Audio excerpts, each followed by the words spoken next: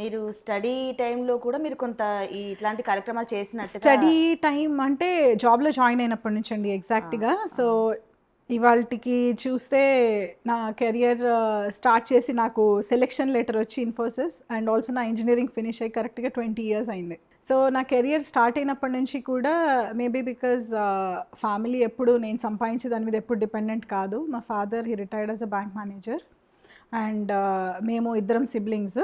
నాకు ఒక అక్క అండ్ తను కూడా షీ సెటిల్డ్ ఇన్ హైదరాబాద్. పర్వాలేదు, పేరెంట్స్ బాగానే చూశారు. అండ్ ఎప్పుడు కూడా చాలామంది ఇబ్బంది పడుతున్న వాళ్ళు వస్తూ ఉండేవాళ్ళు చదువుల గురించి కానీ ఏదైనా కూడా. సో మా ఇంట్లో ఎప్పుడు కూడా కాదు అనకుండా సహాయం అనేది వెళ్ళేది. సో అది నేను ఆల్మోస్ట్ మా గ్రాండ్ పేరెంట్స్ నుంచి నేర్చుకున్నదే. ఒక 10 రూపాయలు ఉంటే సపోజ్ అందులో 2 రూపాయలతో నువ్వు లగ్జరీ అనేది ఎంజాయ్ చేయగలిగితే, బట్ అందులో ఒక రూపాయి can actually help someone else's family. మనం maybe we can always reduce our luxury and spend that there అన్నది నేను నేర్చుకున్నాను.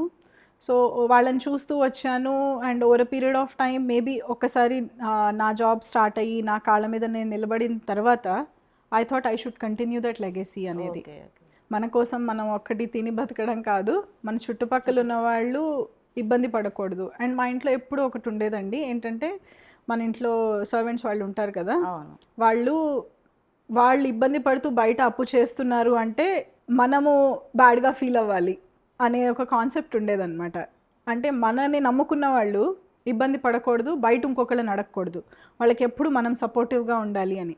సో అది నేను నేర్చుకున్నాను మా ఇంట్లో. అది కోవిడ్ టైంలో అదే ఎగ్జిక్యూట్ చేసాం మా ఇంట్లో కూడా. మా సపోర్ట్ స్టాఫ్ కానీ మా కంపెనీ ఎంప్లాయీస్ కానీ ఎవరైనా కూడా ఫస్ట్ వాళ్ళు ఇబ్బంది పడకూడదు, వాళ్ళకి మేము ఉన్నాము అని. మేము ఇద్దరం డిస్కస్ చేసుకుంటున్నప్పుడు నేను మా హస్బెండ్ అన్నారు, మనం ఇంతకన్నా ఎక్కువ చేయొచ్చు, వాట్ కెన్ వీ డూ అని. అది నిజంగా చాలా లక్కీ తెలుసా. అంటే వైఫ్ అండ్ హస్బెండ్ ఇద్దరిలో ఒకే సేమ్ థాట్ ప్రాసెస్ ఉండడం. ఇంతమంది చేస్తున్నాం కదా చాలే అనలేదు చూడండి. లేదు, అది ఏంటంటే మేము యాక్చువల్గా మా స్టాఫ్ని కానివ్వండి వాళ్ళని, ఇంకా ఐటీ కంపెనీ అయ్యేటప్పటికి ఎంప్లాయీస్ ఎక్కడి నుంచైనా వర్క్ చేయొచ్చు. సో వాళ్ళంతా వర్క్ ఫ్రమ్ హోమ్ చేస్తూ ఉన్నారు. కానీ మన ఇంట్లో పని వాళ్ళు లైక్ మన డ్రైవర్ కానివ్వండి, మెయిడ్స్, ఇట్లా కుక్స్, వీళ్ళంతా కూడా వాళ్ళని మనం ఇంటికి రానివ్వట్లేదు కదా. బట్ స్టిల్ మేము వాళ్ళకి ఫుల్ సాలరీ పే చేసాము. ఎందుకంటే వాళ్ళ ఇంట్లో జనాలు తక్కువ అవ్వరు కదా, ఇబ్బందులు ఉంటున్నాయని ఫుడ్ ఎవరు మానలేరు కదా. సో అందుకని మేము వాళ్ళకి ఫుల్ అండ్ సాలరీ పే చేసాము.